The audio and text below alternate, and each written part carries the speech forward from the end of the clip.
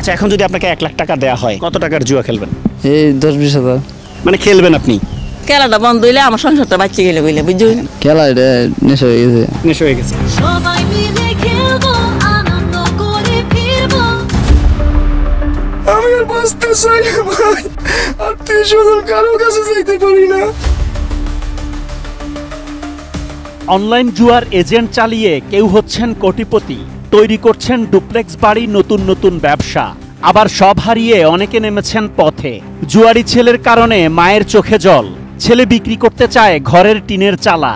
প্রবাসী বাবার কষ্টের টাকায় জুয়া খেলে পলাতক ছেলে, ঋণের দায়ে ছেড়ে গেছে স্ত্রী সন্তান, আত্মহত্যা করতে চায় আরেক জুয়ারি। এসব এখন দেশের প্রতিটি এলাকার নিয়মিত চিত্র। আপনারা দুই ভাই মিলে যে জুয়ার এজেন্টগুলো চালান, সম্পূর্ণ 97% বলতে পারেন মিথ্যা। 38 লক্ষ টাকার মতো আমার শেষ হয়ে গেছে। 2-3 বার গেছিও যে ট্রেনের নিচে করবো বা আত্মহত্যা করবো। কিশোরগঞ্জের বাজিতপুর উপজেলার চিরসবুজ গ্রাম গজারিয়া। এই গ্রামের বেশিরভাগ মানুষের পেশা কৃষি। গজারিয়া গ্রামের মান্নান মিয়াও ছিলেন একজন কৃষক। কয়েক বছর আগেও তার ছেলে মোহাম্মদ কাইয়ুম মিয়া ছিলেন একটি প্লাস্টিক পণ্য কোম্পানির সেলসম্যান। কিন্তু হঠাৎ করেই বদলে গেছে তার ভাগ্য। কোটি টাকা ব্যয়ে তৈরি করছেন ডুপ্লেক্স বাড়ি, হয়েছেন শিল্পপতিও। কৃষি নির্ভর এই গ্রামের সাদামাটা মানুষের মনেও প্রশ্ন, কিভাবে রাতারাতি শত কোটি টাকার মালিক হয়ে গেলেন মোহাম্মদ কাইয়ুম মিয়া? 3 শেড ঘরের পাশে কোটি টাকা ব্যয়ে কিভাবে তৈরি হলো ডুপ্লেক্স বাড়ি? এলাকাবাসী জানান, প্রথমে অনলাইনে জুয়া খেলতেন কাইয়ুম মিয়া। জুয়া খেলে বড় অঙ্কের টাকা লোকসান হয় তার। এরপর পৈতৃক সম্পত্তি বিক্রি করে নিজেই অনলাইন জুয়ার সুপার এজেন্ট খোলেন। রাতারাতি বনে যান কোটিপতি। তারা কৃষি কাজ করতে না শিল্পপতি হয়েছে। শিল্পপতি হওয়ার আগে টাকা হয়েছে নাকি টাকা হওয়ার পরে শিল্পপতি হয়েছে? টাকা হওয়ার পর শিল্পপতি হয়েছে। এটা জোয়ারি গ্রাম হয়েছে অনেক, গজারিয়া জোয়ারি গ্রাম। খেলা আনছে হইলো কাইয়ুমে। কোটিপতি হয়ে সপরিবারে দুবাই চলে গেছেন কাইয়ুম মিয়া।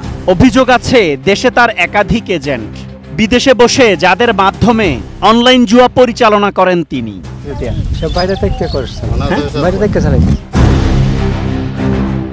একই উপজেলার 21 বছরের তরুণ দেলোয়ার হোসেন অনলাইন জুয়ায় আসক্ত হয়ে এ পর্যন্ত 8 লাখ টাকা হারিয়েছে সে।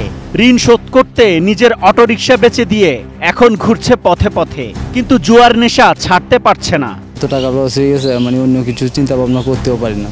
মাঝে মাঝে যদি কোনো কাজ করি, তা এত টাকা হইলে 4-5 হাজার টাকা হইলো, তাহলে আবার 2,000 টাকা 1,000 টাকা আমি হলো করি। আচ্ছা, এখন যদি আপনাকে 1 লাখ টাকা দেওয়া হয়, কত টাকার জুয়া খেলবেন? এই 10-20 হাজার। মানে খেলবেন আপনি? খেলা এটা নেশা হয়ে গেছে। নেশা হয়ে গেছে। ডিজাইন, এলিগেন্স, বিউটি, সেরা পণ্য সবার জন্য জেভিকো। অনলাইন জুয়ার সাথে যুক্ত হয়ে এই গ্রামের কয়েকজন হয়েছেন কোটিপতি। তবে এর উল্টো চিত্রও আছে, যারা সব হারিয়ে বসেছেন পথে। কোটিপতির সংখ্যা হাতে গোনা কয়েকজন হলেও সব হারানোর লোকের সংখ্যাই অসংখ্য।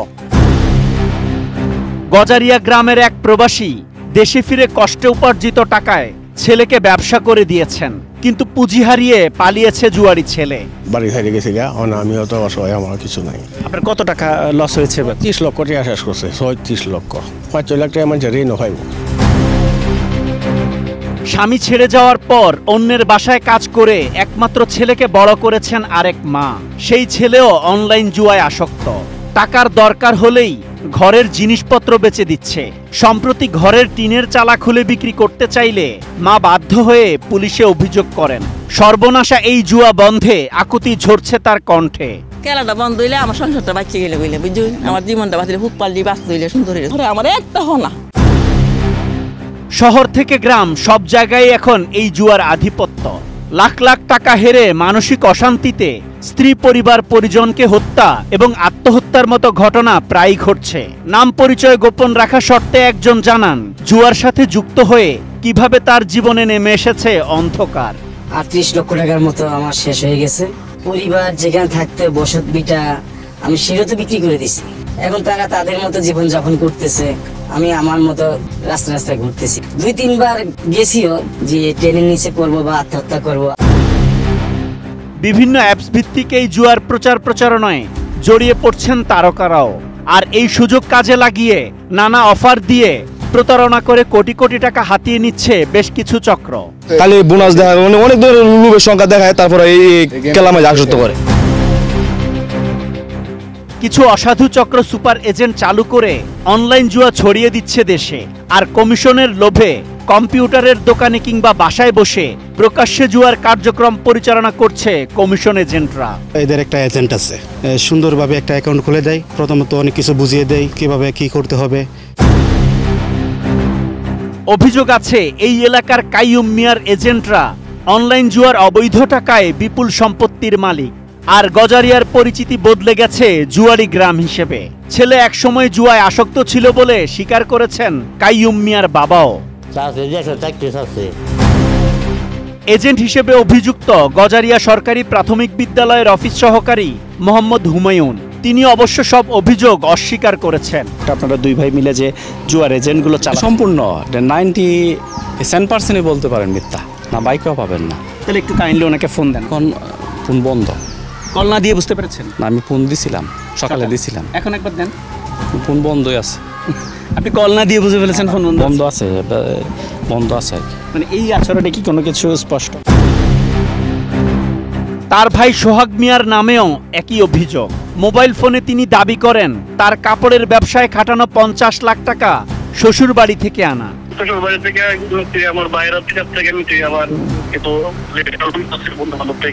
কাইয়ুম মিয়ার এজেন্ট বলে পরিচিত মোবারক হোসেন হেকিমও কোটি টাকা বিনিয়োগে তার সেলুন এবং কসমেটিক্স ব্যবসা। আমার নামে সম্পূর্ণটা ভানুয়াট একটা অপপ্রচার করতেছে কিছু লোক গ্রামের। আমার ব্যাংক লোন আছে সিটি ব্যাংকে 10 লক্ষ টাকা আর ব্ল্যাক ব্যাংকে 2 লক্ষ টাকা।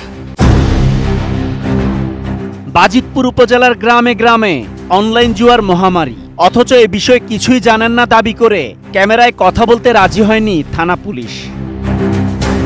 তবে অবৈধ জুয়া বন্ধ করতে জরুরি পদক্ষেপ গ্রহণের আশ্বাস দিয়েছে স্থানীয় প্রশাসন। অবশ্যই আমাদের আইনগতভাবে যেটা হয় সেই শক্ত পদক্ষেপই নিব, কারণ এগুলো আসলে যুব সমাজকে একেবারে বিপথে ঠেলে দিচ্ছে। তো